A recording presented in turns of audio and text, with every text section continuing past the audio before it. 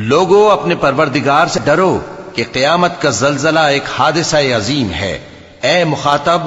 جس دن تو اس کو دیکھے گا اس دن یہ حال ہوگا کہ تمام دودھ پلانے والی عورتیں اپنے بچوں کو بھول جائیں گی اور تمام حمل والیوں کے حمل گر پڑیں گے، اور لوگ تجھ کو مدہوش نظر آئیں گے، حالانکہ وہ مدہوش نہیں ہوں گے بلکہ عذاب دیکھ کر مدہوش ہو رہے ہوں گے۔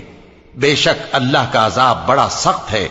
اور بعض لوگ ایسے ہیں جو اللہ کی شان میں علم کے بغیر جھگڑتے اور ہر شیطان سرکش کی پیروی کرتے ہیں، جس کے بارے میں لکھ دیا گیا ہے کہ جو اسے دوست رکھے گا تو وہ اس کو گمراہ کر دے گا اور دوزخ کے عذاب کا رستہ دکھائے گا۔ لوگو، اگر تم کو مرنے کے بعد جی اٹھنے میں کچھ شک ہو تو ہم نے تم کو پہلی بار بھی تو پیدا کیا تھا، یعنی ابتدا میں مٹی سے، پھر اس سے نطفہ بنا کر، پھر اس سے خون کا لوتھڑا بنا کر، پھر اس سے بوٹی بنا کر، جس کی بناوٹ کامل بھی ہوتی ہے اور ناقص بھی، تاکہ تم پر اپنی خالقیت ظاہر کر دیں۔ اور ہم جس کو چاہتے ہیں ایک میعاد مقرر تک پیٹ میں ٹھہرائے رکھتے ہیں، پھر تم کو بچہ بنا کر نکالتے ہیں، پھر تم جوانی کو پہنچتے ہو، اور بعض قبل از پیری مر جاتے ہیں،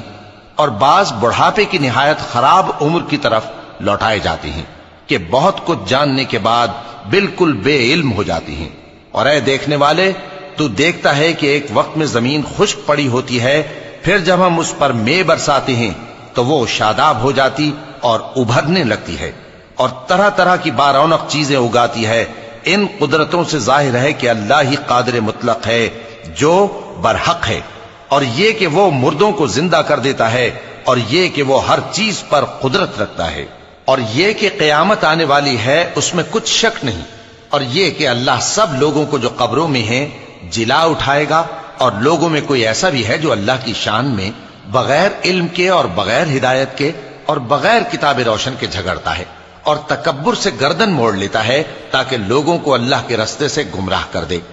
اس کے لیے دنیا میں ذلت ہے، اور قیامت کے دن ہم اسے عذاب آتش سوزاں کا مزہ چکھائیں گے۔ اے سرکش، یہ اس کفر کی سزا ہے جو تیرے ہاتھوں نے آگے بھیجا ہے، اور اللہ اپنے بندوں پر ظلم کرنے والا نہیں۔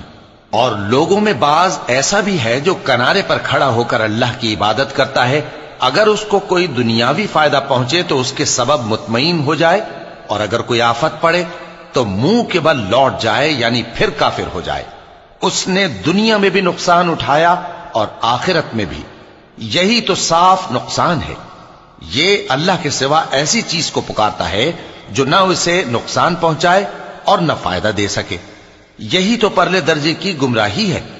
بلکہ ایسے شخص کو پکارتا ہے جس کا نقصان فائدے سے زیادہ قریب ہے۔ ایسا دوست بھی برا اور ایسا ساتھی بھی برا۔ جو لوگ ایمان لائے اور عمل نیک کرتے رہے، اللہ ان کو بہشتوں میں داخل کرے گا جن کے نیچے نہریں بہ رہی ہیں۔ کچھ شک نہیں کہ اللہ جو چاہتا ہے کرتا ہے۔ جو شخص یہ گمان کرتا ہو کہ اللہ اس کو دنیا اور آخرت میں مدد نہیں دے گا، تو اس کو چاہیے کہ اوپر کی طرف یعنی اپنے گھر کی چھت میں ایک رسی باندھے، پھر اس سے اپنا گلا گھونٹ لے، پھر دیکھے کہ آیا یہ تدبیر اس کے غصے کو دور کر دیتی ہے۔ اور اسی طرح ہم نے اس قرآن کو اتارا جس کی تمام باتیں کھلی ہوئی ہیں، اور یہ یاد رکھو کہ اللہ جس کو چاہتا ہے ہدایت دیتا ہے۔ جو لوگ مومن یعنی مسلمان ہیں اور جو یہودی ہیں اور ستارہ پرست اور عیسائی اور مجوسی اور مشرک، اللہ ان سب میں قیامت کے دن فیصلہ کر دے گا۔ بے شک اللہ ہر چیز سے باخبر ہے۔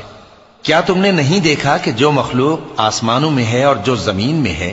اور سورج اور چاند اور ستارے اور پہاڑ اور درخت اور چوپائے اور بہت سے انسان